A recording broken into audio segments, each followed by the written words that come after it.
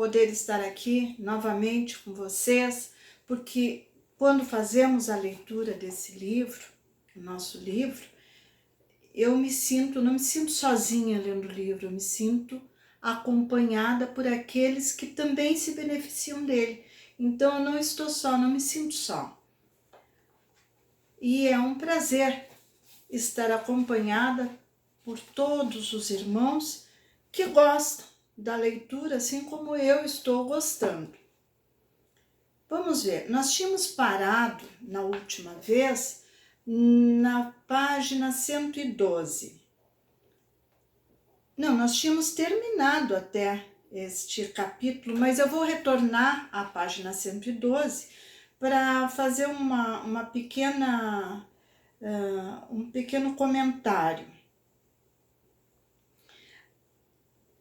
Aqui ele estava no quarto dele, o irmão Jacó estava no seu quarto e passou a registrar a presença e a ouvir a filha e depois um dos companheiros de crença no espiritismo, e ambos faziam preces e lembravam dele e pediam manifestações, enfim.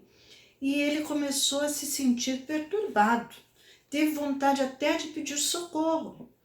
Mas o irmão Andrade, que tinha ido com ele ao quarto, que muito provavelmente sabia que esses fenômenos iriam alcançá-lo naquele momento, o socorreu e explicou que aquilo era um fenômeno de sintonia espiritual, comum a todos os recém-desencarnados que deixam pessoas amadas na retaguarda, laços do coração, ele fala. Então, através desse processo, é possível a comunicação com o mundo físico. Desde que a pessoa, intermediário terreno, possa conservar a mente na onda de ligação mental durante o tempo indispensável para tanto. Então, se a pessoa firmar bem o pensamento, ela efetivamente consegue uma conexão. Informou que a entidade desencarnada é suscetível de manter intenso intercâmbio pelos recursos do pensamento e que, por intermédio dessa comunhão íntima, encarcera-se o criminoso nas sombras das próprias obras. Então, o criminoso, pelo mesmo processo, fica preso aos atos criminosos que praticou. Da mesma forma, o apóstolo do bem vive com os resultados felizes da sua sementeira sublime de renúncia e salvação. Então, a partir daí, o irmão Andrade lhe aplicou passes e tranquilizou o nosso autor, que informando que aos poucos ele iria conseguir controlar esse fenômeno e utilizar desse fenômeno, dessa possibilidade para o trabalho de elevação. Então chegamos ao capítulo 12, Entre Companheiros. É imenso consolo pensar que a morte não interrompe o trabalho sadio e edificante. Os ideais nobres possuem suas verdadeiras raízes na vida espiritual e, além do túmulo, podemos continuar o serviço que se afina com as nossas tendências e esperanças. Para nós também é uma notícia muito agradável a de que, chegados à espiritualidade, podemos prosseguir nos trabalhos que desenvolvíamos na Terra, talvez um pouco modificados, talvez obedecendo aos imperativos daquele plano e as autorizações necessárias para os trabalhos, para as tarefas que devem ser desenvolvidas, mas continuaremos, se quisermos, se tivermos a verdadeira vocação, o gosto pelo trabalho na parte doutrinária que nós exercemos aqui na Terra. Se nós quisermos, poderemos, se nós tivermos aptidão, poderemos prosseguir nesse trabalho depois de desencarnados. Então, a vida continua mesmo, até o trabalho espiritual também prossegue da mesma forma.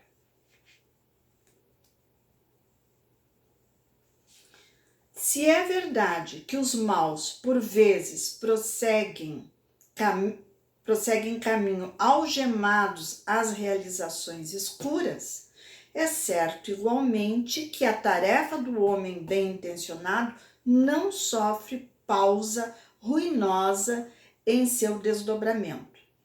Há 1000 ângulos diversos em cada missão de benemerência que a providência divina favorece em toda parte.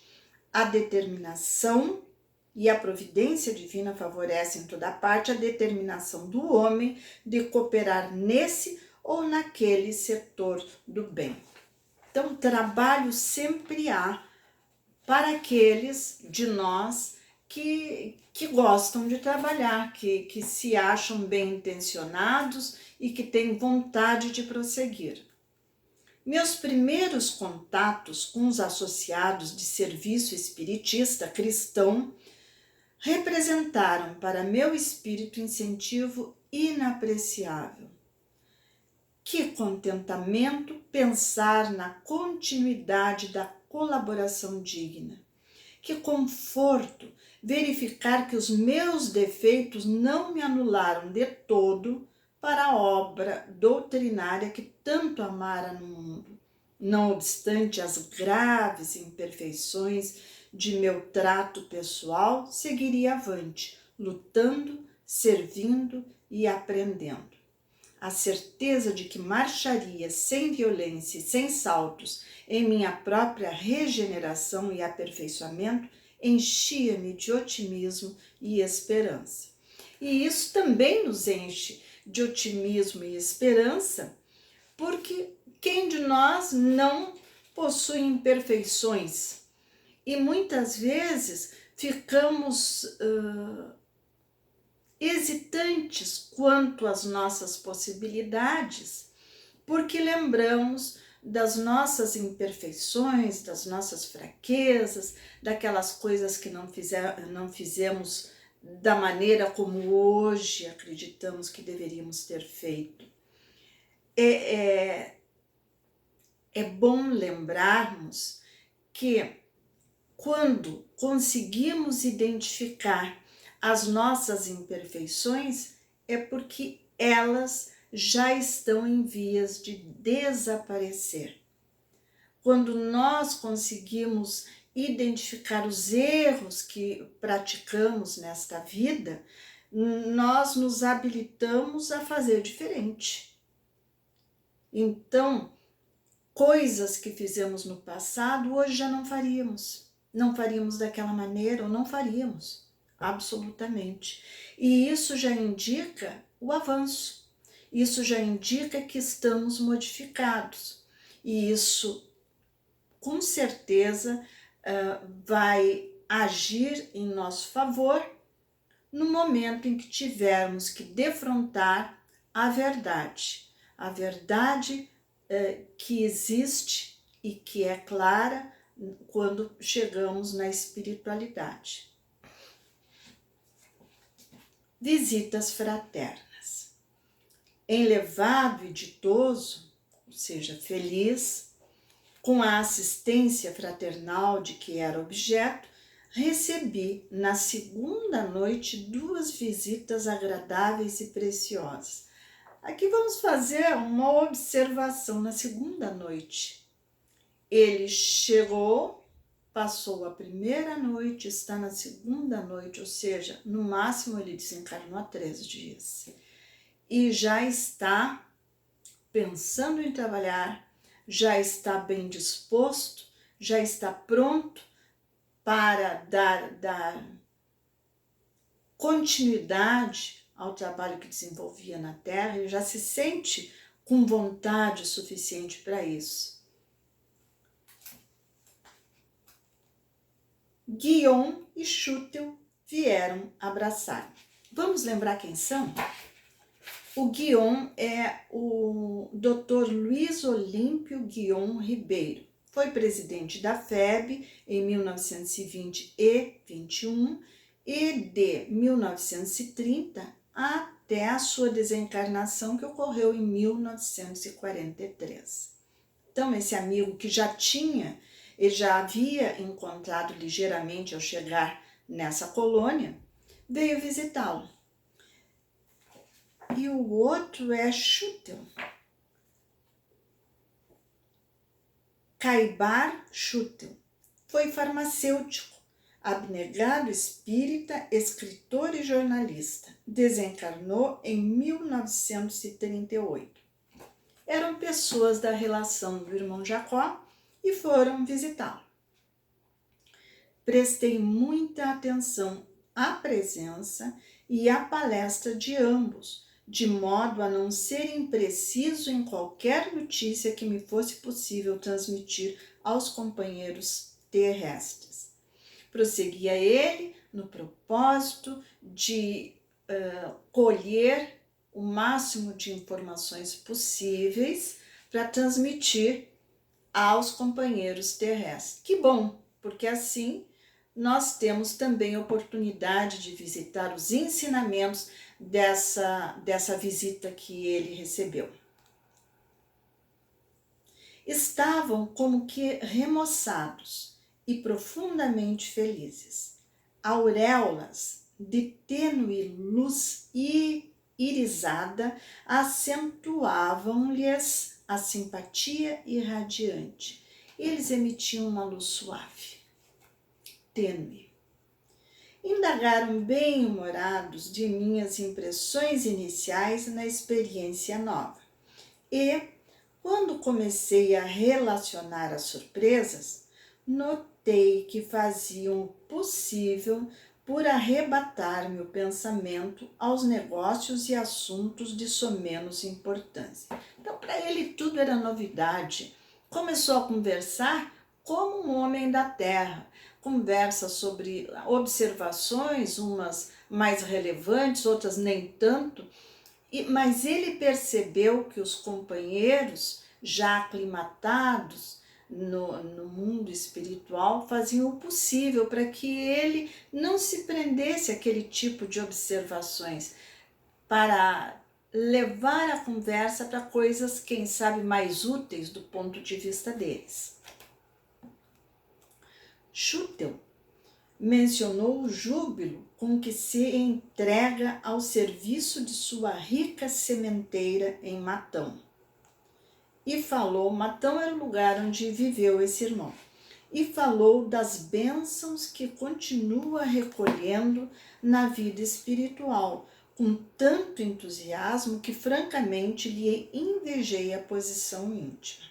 Guion, visivelmente satisfeito, referiu-se ao contentamento com que colabora na extensão dos trabalhos doutrinários sob a orientação de Ismael e mostrou imensa alegria pela possibilidade de prosseguir em espírito junto à esposa e aos filhos queridos, perfeitamente integrados em seu idealismo superior. Vejam que esse espírito, Guion, recebeu permissão para coabitar com a esposa e os filhos, reunir os seus familiares mais próximos também na espiritualidade. E lá, então, levava a sua vida junto à esposa e junto aos seus filhos. Muito interessante, né? As famílias se unindo novamente na espiritualidade. Demonstrava enorme reconforto por haver readquirido plenamente a visão.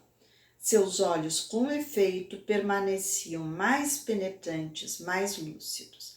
E aqui ele informa, numa nota de rodapé, que o irmão Guion tinha ambos os olhos com catarata e praticamente não enxergava pela vista direita.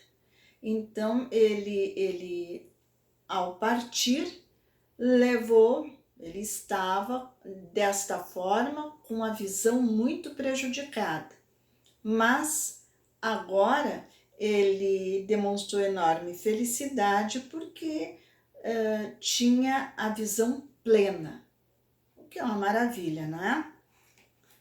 Prometeram-me ambos que a breve tempo eu retomaria minhas atividades na doutrinação, explicando que não longe dali infinito trabalho nos aguardava a cooperação. Opinião autorizada. Perguntando a Guion quanto ao motivo pelo qual não se comunica mais frequentemente em nosso meio, fez um gesto significativo na calma que lhe é peculiar e falou: ora, Jacó, quase que diariamente visito as nossas organizações, partilhando do trabalho de abnegados servidores do Espiritismo no Brasil. Entretanto, você compreende os obstáculos do intercâmbio prematuro ou inoportuno. Os companheiros de luta devem agir em campo livre, qual aconteceu conosco. Fazem a corrida no estádio da fé. Ou seja, não podem receber muita interferência da espiritualidade, mesmo que seja para o bem, por causa do nosso livre-arbítrio. Não podemos estar toda hora recebendo mensagens e interferências, porque então nós não teremos mérito nas nossas decisões. Estamos, como ele disse, fazendo uma corrida no estádio da fé. Estamos aqui para nos aperfeiçoar, adquirir fé, aumentar as nossas possibilidades, a nossa elevação moral. Necessitam usar a própria razão e revelar as próprias forças na concretização das bênçãos que recebemos de Jesus. E você reconhecerá comigo hoje que não será justo interferir, não somente com a supervisão que procede de cima, da influenciação indireta e sábia de nossos orientadores, mas também nos serviços de colaboração que se processam nos círculos que nos são familiares. Então, não é justo interferir. Sempre que possível, coopero com os amigos no desenvolvimento do ideal que abraçamos, o ideal espírita. Todavia, não é imperioso venham a saber da minha presença pessoal nas tarefas que lhes competem. A liberação do corpo pesado não nos exonera da obrigação de servir nas fileiras do Espiritismo com Jesus. Entretanto, podemos atuar sem nos identificarmos. Então, não é porque ele partiu do mundo material que ele está livre do trabalho nas fileiras do Espiritismo. Pelo contrário, o trabalho cresce, é muito maior, como já referiu o irmão Jacó. Mas também não quer dizer que ele deva a cada interferência, ou palavra, ou mensagem, ou a cada trabalho, identificar-se, aqui é, quem fala é o Guion, né? Aqui é Guion, aqui é fulano, aqui é Beltrano. Tudo isso passa a um segundo plano. O importante é o trabalho e não a individualidade. É isso que ele está dizendo para o nosso irmão Jacó.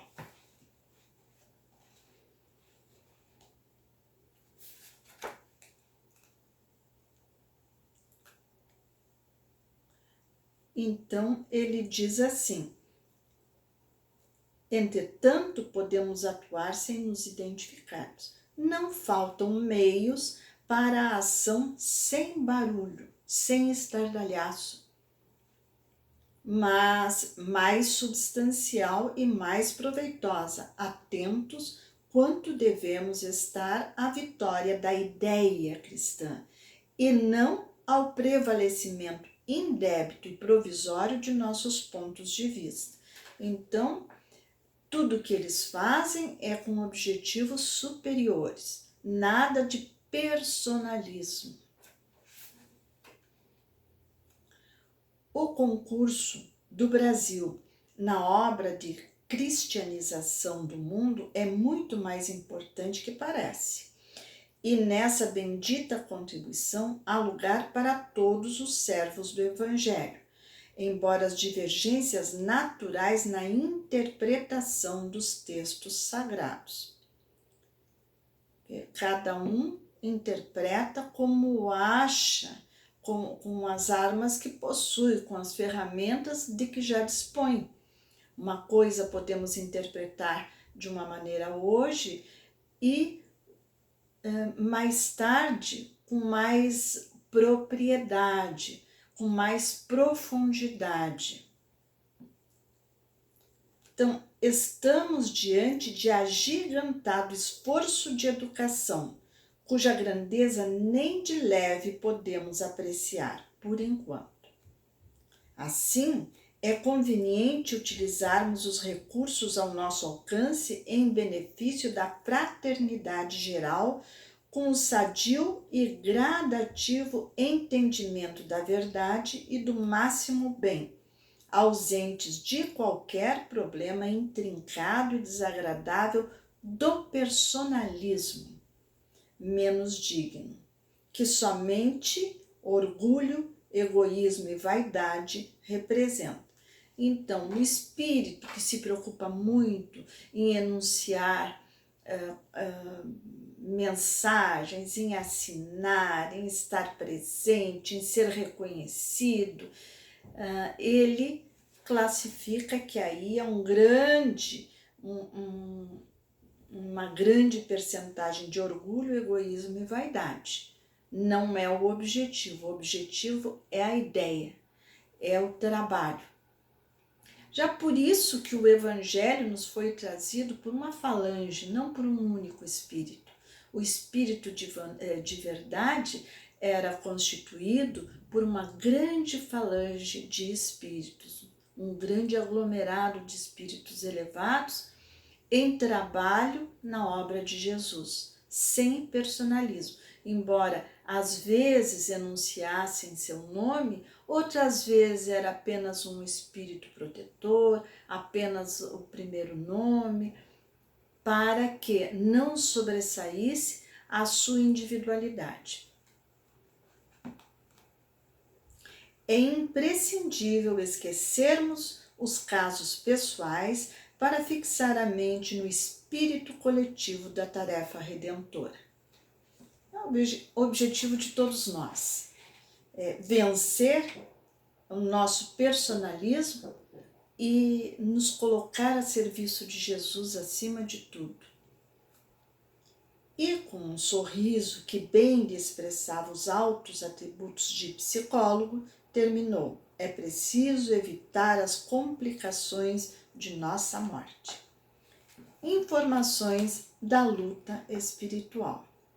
Quando indaguei se moravam ali, naquela mesma colônia de refazimento e educação a que eu fora conduzido pela ternura da filha, responderam negativamente.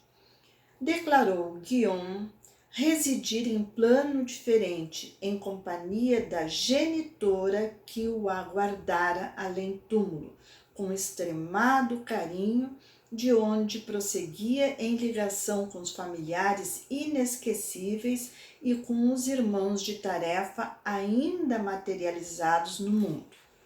Então, ele estava vivendo com a mãezinha dele, que o estava aguardando além túmulo, e prosseguia ligado também a tarefas de auxílio aos próprios afetos que ficaram na carne.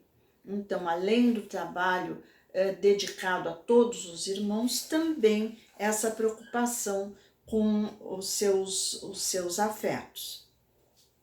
E Schuttel fixara-se em extensa organização destinada a proteger os interesses do espiritismo evangélico, no mesmo núcleo em que Guion fora compelido a sediar-se, atendendo ao coração. Então estavam os dois no mesmo ambiente, na mesma colônia, na mesma cidade, enfim. Ali eles viviam ambos. Comentaram ambos o serviço de espiritualidade a desdobrar-se em todas as direções. Irmãos, a leitura está muito boa, mas é chegado o momento de encerrarmos por hoje. Então, continuaremos, estamos na folha 119. Continuaremos no próximo encontro, a partir daqui, sobre o comentário que eles fizeram sobre o serviço de espiritualidade. Desejamos a todos muita paz, muita harmonia, que permaneçam firmes no desejo de melhorar, de evoluir e de trabalhar no bem, porque só assim nós estaremos habilitados a nos abrigar também num local tão agradável como habilitou-se o irmão Jacó. Um grande abraço a todos. Que Jesus nos abençoe.